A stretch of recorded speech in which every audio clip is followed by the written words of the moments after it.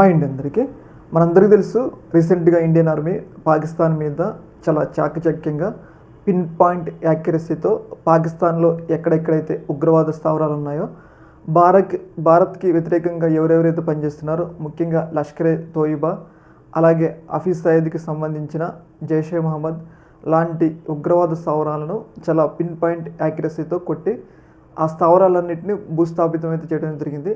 దాదాపు 9 స్థావరాలని 9 ప్లేస్లలో ఎవరెవరైతే ఉగ్రవాద శిక్షణ కార్యక్రమాలు ఇస్తున్నారో ఆ స్థావరాలన్నింటినీ కూడా ధ్వంసం చేసి రావడం జరిగింది.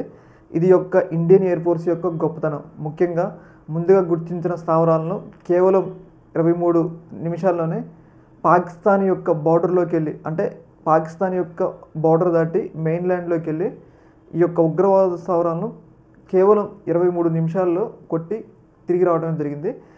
పాకిస్తాన్ అసలు మన ఎయిర్కి సంబంధించిన ఫైటర్ జెట్లను కూడా గుర్తించలేకపోయింది. అంటే అంత యాక్యురసీతో మన ఇండియన్ ఆర్మీ పనిచేసింది అనటంలో ఎలాంటి సందేహం అయితే లేదు.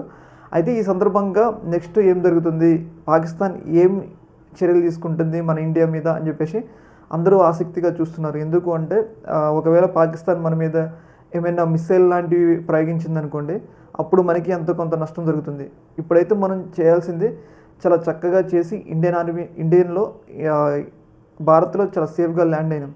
కానీ మళ్ళీ ఇప్పుడు పాకిస్తాన్ నుంచి ఎలాంటివి వస్తుందని చెప్పేసి కొంచెం భయంలో ఉన్నాం. అయితే ఈ సందర్భంగా ఏదైతే పాకిస్తాన్ రక్షణ మంత్రి కొన్ని కీలకమైన వ్యాఖ్యలు చేయడం జరిగింది. ముఖ్యంగా ఆయన ఇంటర్నేషనల్ మీడియాతో మాట్లాడుతూ పాకిస్తాన్ రక్షణ మంత్రి ఖవాజా ఆసిఫ్ అని చెప్పారు, ఇంతటితో ఆపితే మేము ఆపుతాం. అంటే ఇప్పుడు స్ట్రాటజికల్ స్ట్రైక్స్ చేసింది కదా భారత్, ఇంతటితో అయితే మేము ఆపుతాం, కానీ ఇంతకన్నా ముందు ఇంకా మా మీద దాడి చేస్తే మేము కూడా రిటాలియేట్ చేస్తాం అన్నట్లుగా ఆయన ఒక రకంగా ఏంటంటే మేమైతే యుద్ధాన్ని కోరుకోవట్లేదు, చేశారు కదా మీరు ఉగ్రస్థావరం ధ్వంసం చేశారు కదా, ఇంతటితో ఆగండి అన్నట్లుగా ఆయన చెప్పిండు.